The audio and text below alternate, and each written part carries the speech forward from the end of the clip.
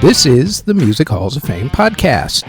This week we honor the year in music for 2019 along with a member of the Rock and Roll Hall of Fame class of 2019.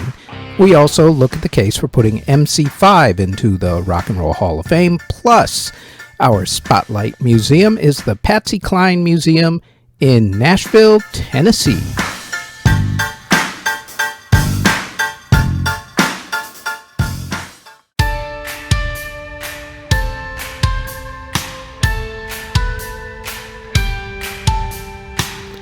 Before we get going with the podcast, like everyone tells you, please like, subscribe, and hit the notification bell so you'll know when these podcast episodes drop, which is usually every Thursday. Now, on to this week's episode.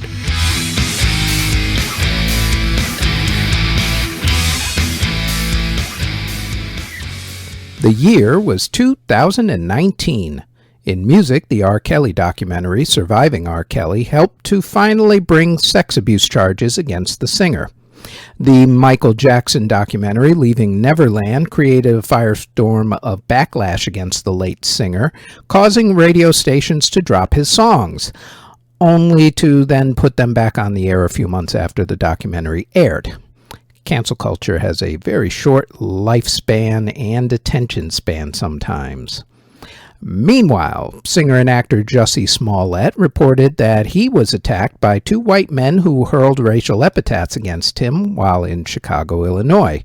Chicago police later figured out that Jussie's report was, to be nice about it, not true.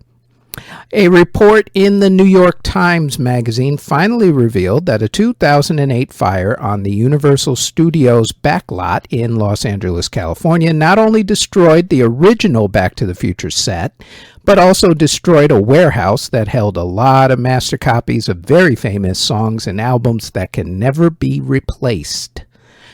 Music industry records were broken all throughout 2019. For instance, Lil Nas X and Billy Ray Cyrus's Old Town Road broke the record for longest consecutive weeks at number one on the Billboard singles chart, finally ending up with 19 straight weeks at the top, beating the old record of 16 weeks.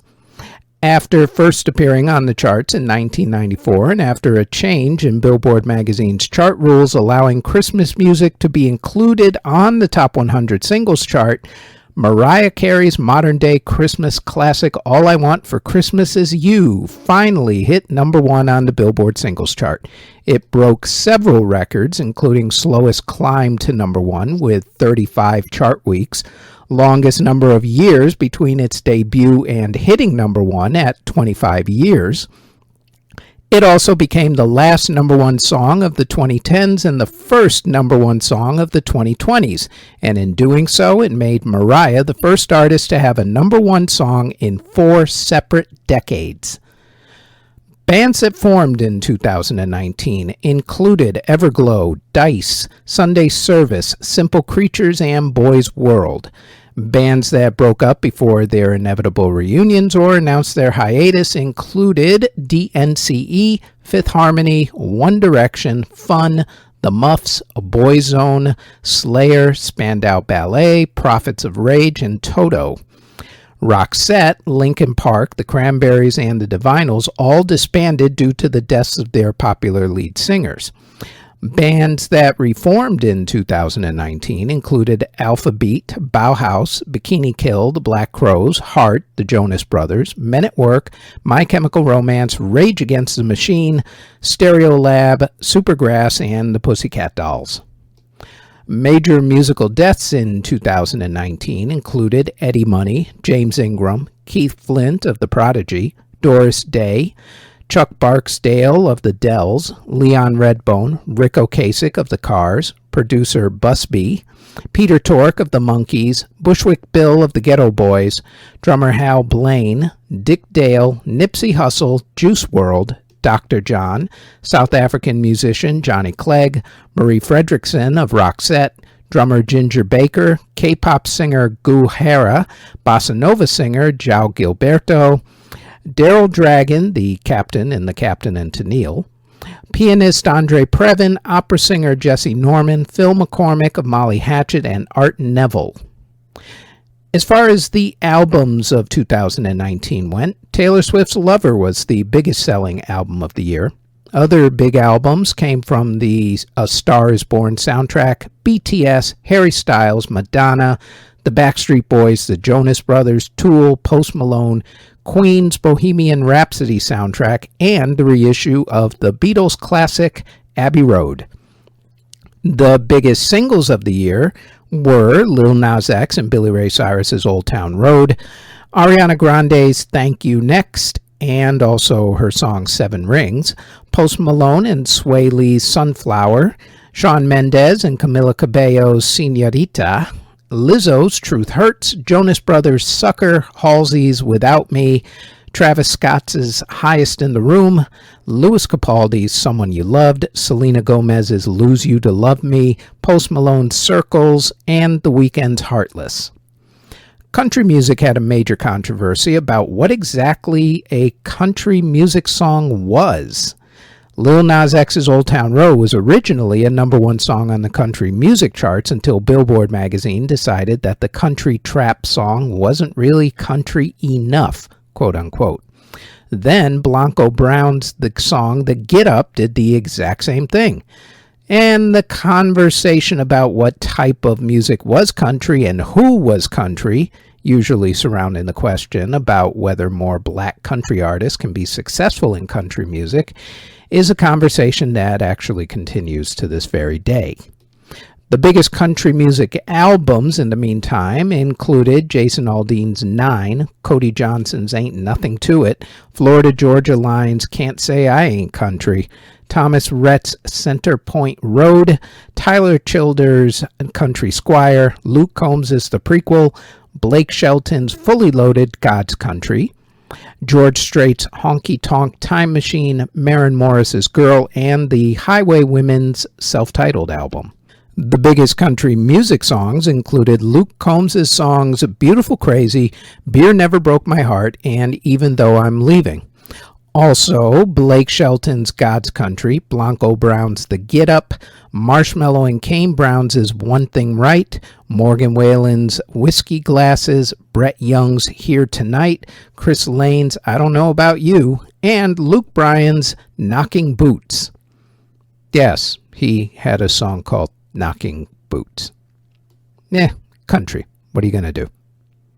In hip-hop, the biggest albums of the year were put out by Lil Nas X, Travis Scott, Lizzo, Post Malone, J. Cole, Lil Tecca, Lil Uzi Vert, Blueface, Logic, and Kanye, who put out a gospel hip-hop album, Jesus is King.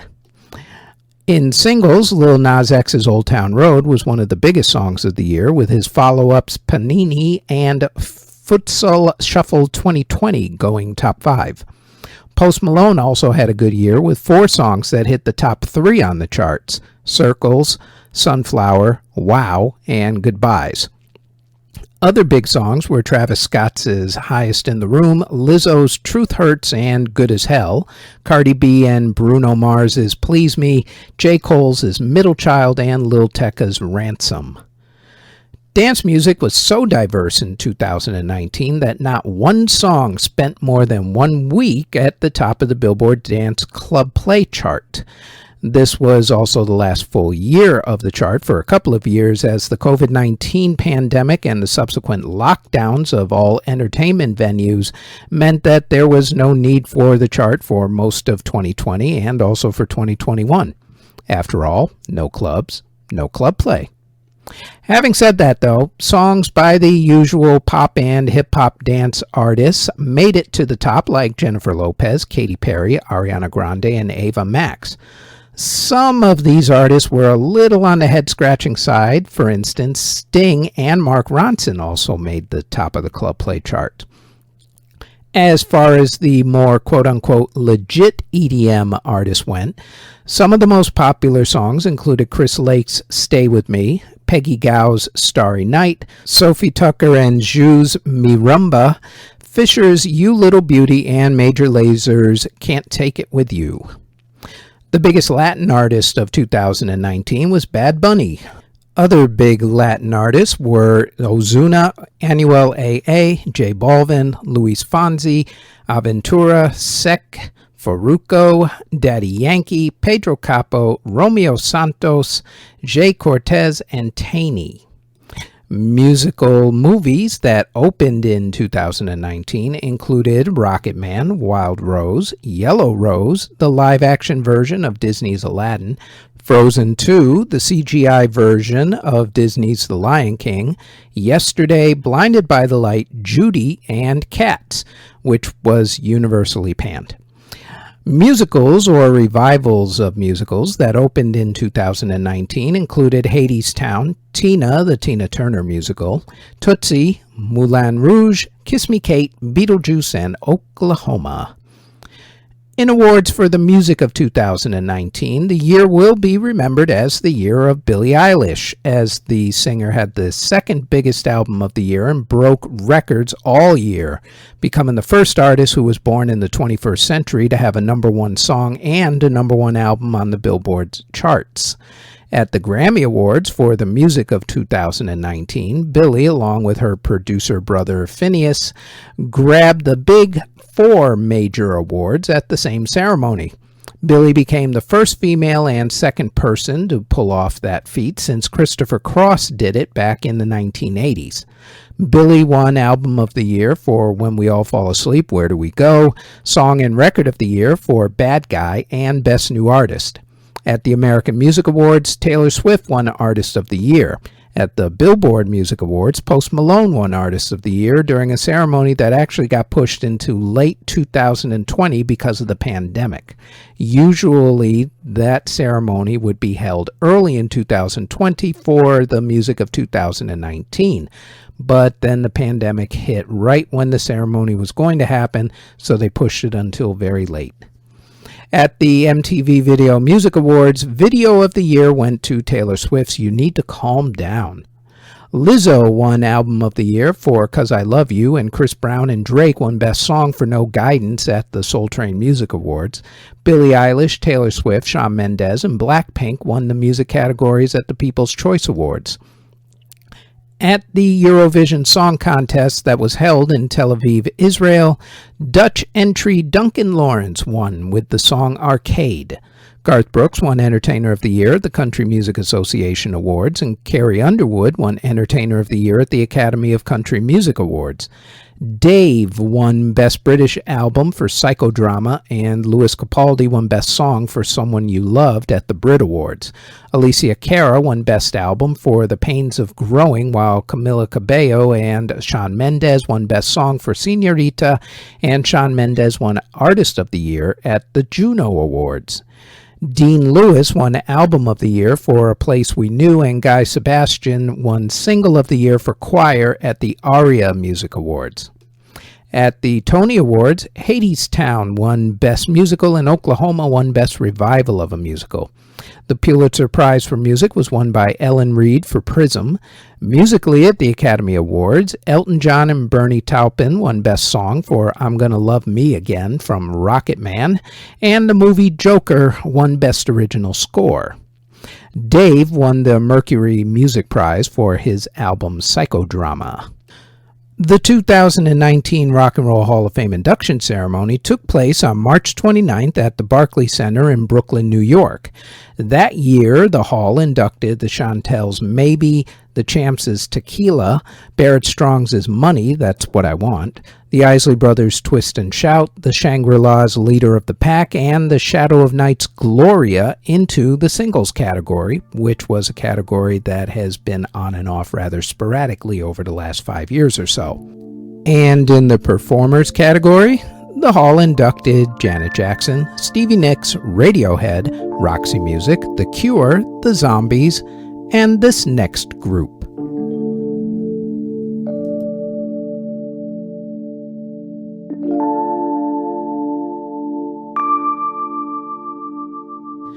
The group Def Leppard started out in 1976 as the band Atomic Mass in the city of Sheffield, England, by schoolmates Rick Savage, Tom Kenning, and Pete Doubleday. Pete Willis joined up in 1977 along with Nick Mackley Andy Nicholas, Melanie Davis, Nick Hornt, and Paul Hampshire, as members were joining and leaving all the time, mainly due to the fact that they were still in high school. Singer Joe Elliott auditioned to be one of the guitarists, but it was decided that he would become the lead singer. Guitarist Steve Clark and drummer Rick Allen came on board soon thereafter in 1978. The name Def Leppard came from a newspaper headline that read, Def Leppard, Deaf Leopards Deformed. Deaf being hard of hearing, they changed up the spellings, I'm assuming so that they wouldn't get sued. Right around the time that they were working on their EP, the Def Leppard EP, Kenning left the band and was replaced by Frank Noon. By the time all the band shuffling back and forth had finally finished up and they released their debut album, the group finally consisted of Savage, Clark, Elliott, Allen, and Willis. The group released their debut album, On Through the Night, on March 14, 1980. The album originally didn't do too well except in the Sheffield area. Eventually, though, it caught on and at one time actually hit number 12 on the Billboard Albums chart. It also got the attention of legendary producer Mutt Lange, who produced AC/DC's classic album Back in Black, and would also go on to craft Bryan Adams and Shania Twain's albums, along with marrying Shania Twain for a number of years. Mutt took a liking to the band and would go on to produce the band's next few albums. Mutt and the band worked on the group's follow-up album, High and Dry, which was released on July 11, 1981. The band didn't have an official hit from the album, and the sales figures weren't all that spectacular. The band did have a music video, though, for their song Bringin' On the Heartbreak, which would turn the song into a cult hit, as it was one of the first hard rock music videos that the fledgling TV channel MTV played at that point. MTV would play a huge part in the group's success with their third album. The group got to work on that third album, called Pyromania. For this album, there were a few changes. The first was that they changed guitarists. Pete Willis was let go from the group for excessive drinking, something that would eventually help to claim the life of their other guitarist, Steve Clark. Guitarist Phil Collen came on board from the band Girl to replace Willis. The band also changed their sound to a more glam rock style instead of heavy metal. Mutt was again at the helm for this particular album, and Pete Willis actually played most of the rhythm guitar and contributed songwriting on a few tracks before he was actually let go. This album was one of those rare cases when the album came out before the first single was even released. Pyromania was released on January 20th, 1983. The first single, Photograph, was released on February 3rd. What made the song and eventually the album so popular was that Photograph, their second single, Rock of Ages, and their third single, Foolin', all got heavy rotation airplay on MTV, which was in full swing by then as being a cultural force and a major record pusher. The album was the second biggest selling album of 1983, right behind that album by some guy who wore a sparkling silver glove and danced the moonwalk. To date, Pyromania has sold over 10 million certified albums. Def Leppard began work on their follow-up album, Hysteria. However, tragedy struck when Rick Allen was involved in a car accident of his own making, to be honest. On New Year's Eve 1984, Rick was driving his Corvette down a country road near Sheffield when he came up behind a slower car. And rather than slow up and get behind the other car, he tried to speed up to get around the other car. Unfortunately for him, he sped up so quickly that he lost control of his Corvette, hit a wall, and crashed the car into a nearby field, all the while completely severing his left arm. Doctors frantically tried to reattach the arm, but eventually he had to have it amputated once it got an infection. Now, normally, you would think that that was the end for being a drummer. After all, you kind of need your arms to play the drums. That's what the instrument does. Rick, however, was a bit of a different beast. See, rather than quit the band, Rick and a few other people worked out a drum kit where he could drum with 2 feet and 1 arm, and it would all be done electronically. What's also amazing is that the band, rather than get rid of him, stuck by him and didn't even consider getting rid of him at all. That is some band loyalty for you. The band did get another drummer to help Rick with drumming when they played a few tour warm-up gigs in Ireland. They soon realized, though, that Rick was going to be just fine on his own, so the idea of a side drummer was squashed. In fact, during one gig, Rick drummed with one of the bones from his severed arm because, I don't know, rock and roll. You figure it out. Different beast, remind you. Different beast. All of this pushed back the making of Hysteria, but the album finally got released on August 3rd, 1987. Hysteria was a monster hit, selling over 10 million records, producing hit songs like Pour Some Sugar on Me, Animal, Love Bites, Armageddon It, and Rocket, plus making Def Leppard one of the few artists to have more than one original album sell over 10 million copies. It also helped producer Mutt Lange to cement his place as one of the most successful producers of all time, after also having 10 million sellers with AC/DC, Back in Black, and Shania Twain, pretty much every Shania Twain album that came out in the 90s. After finishing up their successful Hysteria tour, they started work on their album Adrenalize. Tragedy, however, would strike the band again, as guitarist Steve Clark's alcohol addiction spiraled way out of control. He did try to get help. In fact, he was in and out of rehab quite a bit. But on January 8, 1991, Steve's demons finally caught up with him. He passed away from taking prescription drugs and alcohol, which is never a good idea, even on a good day. The band pressed on without him and released Adrenalized on March 31st, 1992. The album was a hit, although it wasn't as big a hit as Pyromania or Hysteria. It spawned the songs Let's Get Rocked, Have You Ever Needed Someone So Bad, and Heaven Is. Before they went out on tour again, though, they auditioned guitarists to take Steve Clark's place, and they found their now guitarist Vivian Campbell, who used to play with Whitesnake and Dio. After that, the guys put out a bunch of different albums like Retroactive and Slang, but by this point, music had kind of changed up on them. Grunge took over right around the time that Adrenalize was coming out, which would explain why Adrenalize didn't sell as many copies as the other albums in the 80s did. But when grunge took over, it kind of kicked Def Leppard's style of rock to the curb. Plus, they almost had yet another tragedy when Vivian Campbell was diagnosed with cancer, but he recovered from that, thankfully. Through it all, though, Def Leppard never lost their legion of fans, and to this day they continue to be huge concert draws. They even did a couple of Las Vegas residencies. They still sell out arenas to this very day, even if their albums don't sell 10 million copies like they used to. Throughout their career, Def Leppard released 12 albums, their last being 2022's Diamond Star Halos.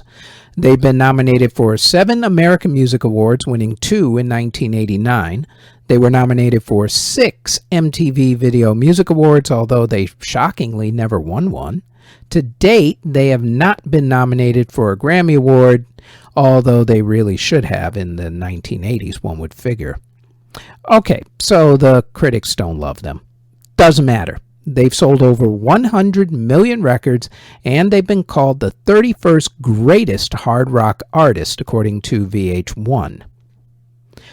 Presented for induction by Brian May of 2001 Rock and Roll Hall of Fame inductees Queen, Joe Elliott, Rick Allen, Vivian Campbell, Steve Clark, Phil Collen, Rick Savage, and because he was on the first couple of albums, Pete Willis. Def Leppard, inducted into the Rock and Roll Hall of Fame, class of 2019. And on this podcast playlist, which you can find on YouTube Music, I have put Pyromania, Hysteria, Adrenalize, and a couple other choice songs onto the playlist. Link is in the show notes.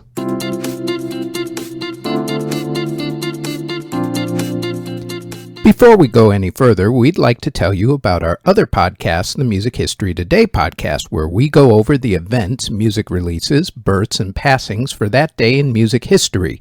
The Music History Today podcast drops each and every day, including on the weekends, on this channel, the Music History Today Network, and also on our Music History Today Network YouTube page.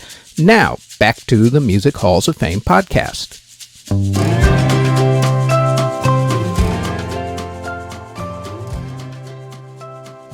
Music is a lot like a building in that you need a solid foundation on which to build on. Even punk rock needed to have a couple of groups to take the slings and arrows of the critics in order for others to follow them down that path. Now, if you think that the Clash and the Sex Pistols were the beginning of punk, you're wrong. Much like there had to be a Chuck Berry and Little Richard in rock and roll, in punk rock, you had to have the Stooges and this next group in order to help those punk rockers to succeed. The Michigan band Motor City 5, or MC5 as they were better known, were a group that was around in the late 1960s through to the early 1970s.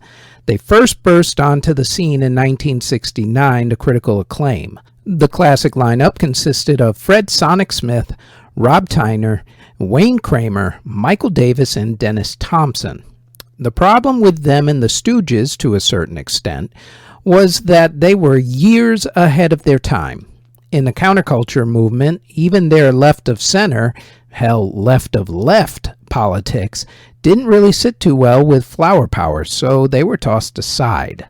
Basically, they were that generation's Rage Against the Machine in a peacenik era, but without all the success that Rage had. While the group were together through their original run of 1969 to 1972, MC5 released 2 studio albums. 1970's Back in the USA made it to number 137 on the US charts, and 1971's High Time made it to number 191. Their 1969 live album, Kick Out the Jams, was their most successful album, going to number 30 in America. Like virtually every other group, they've also done the reunion thing back in the 1990s and again for the past decade or so. However brief their 3-year original career was, their impact was immeasurable. For one song alone, they should be considered gods of rock, especially considering how many times that song has been covered. That song is the punk rock anthem, Kick Out the Jams. Now that the Stooges have finally gotten into the Rock and Roll Hall of Fame, maybe it's time to put their contemporaries MC5 in. For being the forerunners of punk rock, they certainly deserve to be inducted into the Rock and Roll Hall of Fame. And so you can check them out. I've put their music also onto the same exact playlist that I put Def Leppard's music on. That link, of course, as I said before, is in the show notes.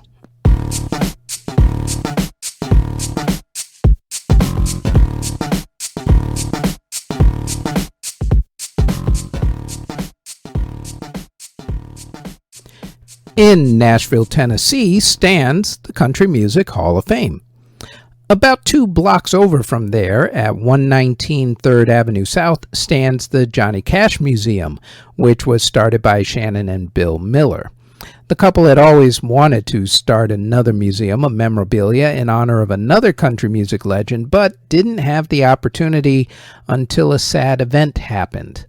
The legend's husband, Charlie Dick, passed away in 2015, and he left behind a ton of memorabilia that he hadn't shared with the world.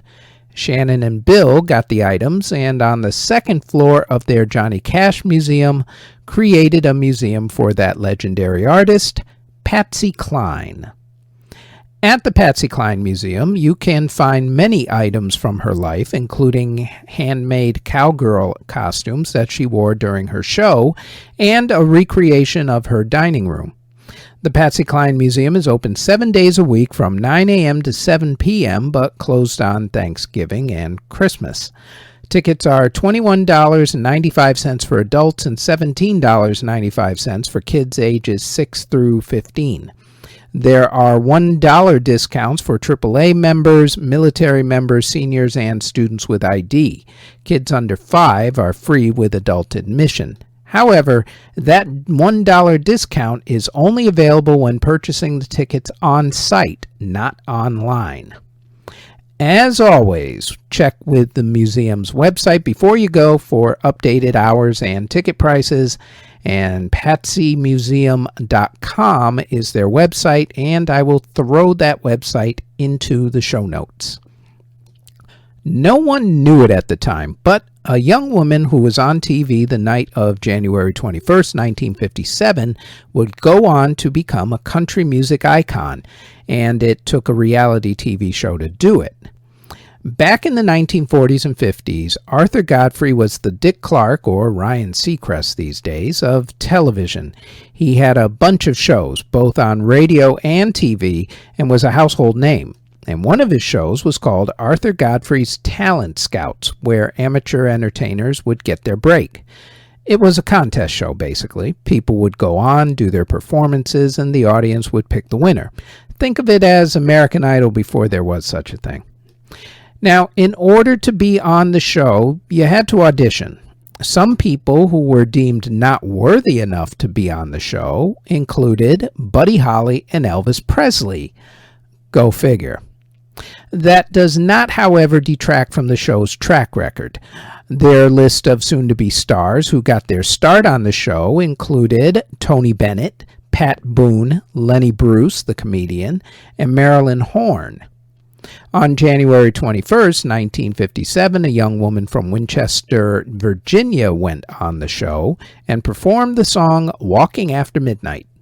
She won the contest that night, and that was when the world had first heard of the name Patsy Cline. Patsy would go on to have many hits from 1957 to 1963, although the meat of her career would be after 1960, including this classic song. The song Crazy was written by a then unknown songwriter who would himself go on to become a country music legend, Willie Nelson. When Patsy Cline's husband first brought the song to her attention, he reportedly said, quote, "The song's crazy," to which Patsy reportedly said, "It certainly is." Guess she wasn't a big fan of the original version. To be fair, though, Willie's demo track had him speaking the words instead of singing them. Patsy gave it a chance, though, recorded the song on August 21st, 1961, and released it on October 16th, 1961. The song became a big hit, going to number 2 on the Billboard Country Chart and number 10 on the Pop Singles Chart. Patsy was herself tragically killed in a plane crash in 1963. She remains an icon to this very day, but she first made a name for herself by winning Arthur Godfrey's Talent Scouts TV contest, and one of her biggest hits was the song Crazy. Her voice would be an inspiration for many singers, including Reba McEntire and LeAnn Rimes. And Patsy is on Rolling Stone's list of 100 greatest singers and is a member of the Country Music Hall of Fame. You yourself can find many items from Patsy Cline's life at her museum, the Patsy Cline Museum, in Nashville, Tennessee. The Music Halls of Fame podcast is part of the Music History Today network, which can be found under Music History Today on Spotify, Apple Music, Amazon Music, iHeartRadio, or wherever you get your podcasts from, and also on our YouTube page under Music History Today. Thank you very much for listening.